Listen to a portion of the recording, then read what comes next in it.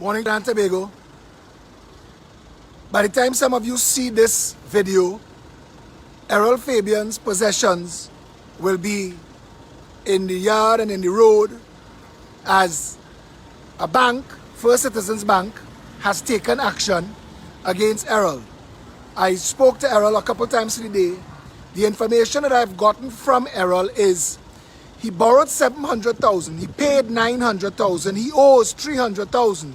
And this morning, he and his family were awoken by a marshal of the court and workers and police in his house to take all of his possessions and throw it in the street.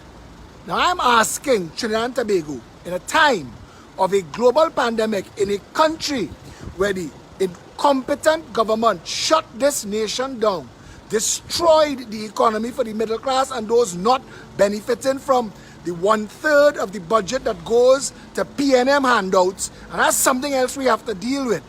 But I want to ask you, how could that be fair? This morning, when I called Errol, I asked to speak to the person from First Citizens Bank. I spoke to a Mr. Gupta. I said, Mr. Gupta, I am calling you, it is 8 o'clock in the morning, and I am saying to you that myself and the Citizens Union are going to get involved and we're going to help Mr. Fabien pay off his debt. And all we're asking is that you hold your hand for a couple hours so that we could negotiate with the management at the bank. Mr. Gupta told me, Mr. Alexander, my hands are tied. I called back Errol Fabien's phone and I asked to speak to the marshal because I spoke to an attorney who said that the marshal could hold their hand for a couple hours so that the thing could be resolved. I spoke to the marshal. The marshal was less than pleasant, and she said she has no interest in the conversation. She's only speaking to Mr. Fabien. Goodbye. She hung up too. So this morning, I am calling on Trinidad and Tobago to pay attention to what's going on here.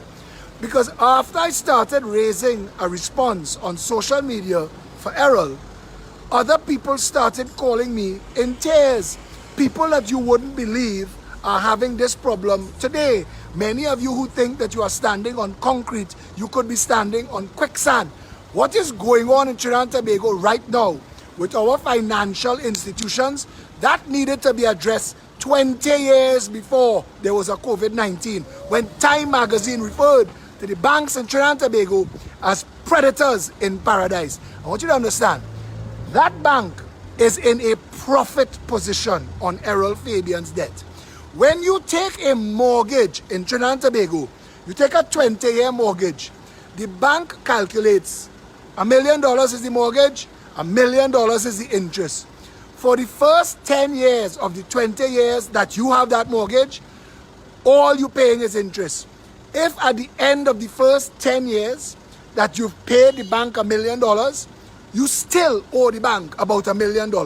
Because their system in Trinidad and Tobago, what they're allowed, this is worse than Shylock from Shakespeare's Merchant of Venice. What they're allowed is more than a pound of flesh.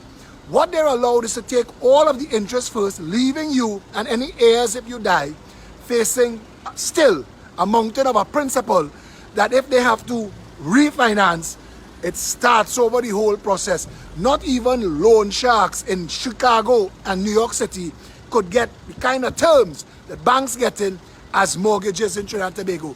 We do not have a government that has any interest at all in dealing with the financial service regulations to rein in these rapacious banks.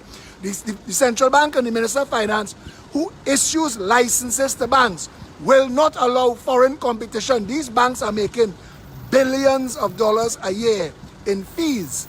The Minister of Finance, the central bank governor, this is what you could have voted for on August 10th. You could have voted for representation that would have brought the banks to heel, that would have changed the laws, that would have written laws that protected the people of Trinidad and Tobago. You have people like Colm Imbert as a Minister of Finance, whose only interest, according to the Chamber of Commerce, is feathering his own nest, like everybody else in his party. Where we are this morning, Trinidad and Tobago, whether you're left foot, right foot, yellow foot, or cow foot, all are we in danger. We in the same danger. Besides your mortgage, TNTech rates going up, WASA rates going up. They don't start to talk that nonsense. They're going to introduce a property tax. Any savings that you had in your property are going to be used against you. Any equity, that is what they're coming for. Because the government of the day is facing a $20 billion public servant salary. And that's not just lawyers, police officers, healthcare workers, you know. They represent $9 billion of that $20 billion. The other $11 billion is PNM sycophantic trolls who have been put in positions all through this country that you, the rest of Trinidad and Tobago, have been paying their salaries. And now that we have no money, now that they've turned the lights off in Petrotrin and we can't earn no money at all, the government doesn't know where to turn. They've deficit finance, which means we've borrowed money from everybody until nobody's interested in lending us any money anymore. So the only thing left for the government to do is sell the rest of the stuff that we have and tax the rest of the people in this country to keep staving off that coming storm the morning that they have to wake up and tell those trolls that voted PNM for left foot, right foot, that they have no money to pay them. And that day is when you will see what the water cannons was for. And I am sorry that the Citizens Union is not up and running as yet, because if we had our 100,000 members this morning, we'd have bring First Citizens Bank to its knees. You cannot treat people like this, especially at a time when the government has failed this country, where they have used COVID-19 pandemic to take all manner of loans and pocket it. We do not know a single person who's gotten mortgage relief, who's gotten rent relief, who's even gotten a grant. Anybody who got any deferral of payment, the banks charge them interest for that. We are being raped in this country by the government and its owners in the banks and the contract mafia.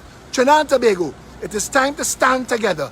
We are going to use this Errol Fabien case and we are going to help him pay off that 300,000. I have already committed 10% of the initial fund, and we are going to raise the rest of the money to pay off through the Citizens Union, to pay off Errol's mortgage. We are going to stand together. But more importantly, stand by and get ready to join a Citizens Union that will give all of us the same power and protection that the bandits in shirt and tie in this country are enjoying today. Stay safe, Trinidad and Tobago.